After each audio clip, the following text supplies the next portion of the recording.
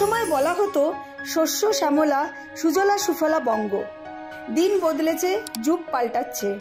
বাম জামানা হয়ে উঠেছিল সুজলা সুফলার বদলে রক্তে রাঙা, ঠিক যেমন তাদের দলীয় পতাকার রং।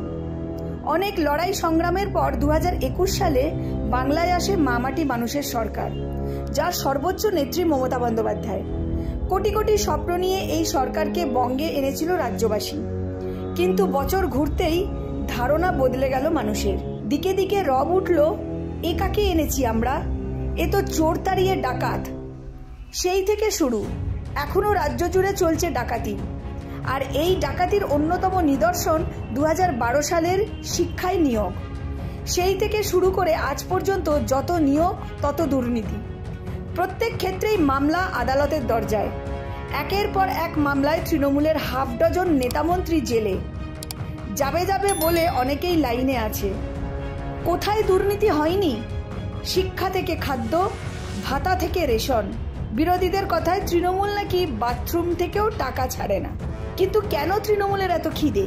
একাধিক ক্ষেত্রে দুর্নীতি রীতিমতো প্রমাণিত, কিন্তু ভাঙবো তবু মচকাবো না, এই মনোভাব তৃণমূলের। এই পরিস্থিতিতে কিছুদিন আগেই কেন্দ্রীয় তদন্তকারী সংস্থা ইডি প্রকাশ করেছে যে একাধিক দুর্নীতিকাণ্ডে একের পর এক বাংলা থেকে প্রায় 3000 কোটি টাকা বাজেয়াপ্ত হয়েছে।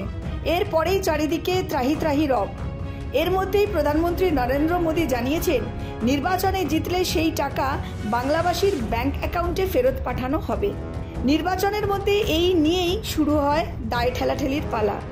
ঠিক এরকমই প্রাক্তন খাদ্যমন্ত্রী জ্যোতিপ্রিয় মল্লিকের 2টি বাড়ি বাজেয়াপ্ত করেছে ইডি। এসবের মধ্যেই শীর্ষে রয়েছে বালু মল্লিকের ডানহাত তথা ঘনিষ্ঠ সঙ্গী শেখ শাহজাহান, যাকে কেউ সন্দেশখালীর বেতাজ বাদশা বলে, আবার কেউ বলে বাঘ। যদিও এই বাঘ এখন বিড়ালে পরিণত হয়েছে। সব মিলিয়ে ভোটের বাজারে ভোটযুদ্ধ চলার মধ্যেই বাংলাবাসীকে প্রতিনিয়ত রীতিমতো তৃণমূলের সঙ্গে দুর্নীতি যুদ্ধ করতে হচ্ছে।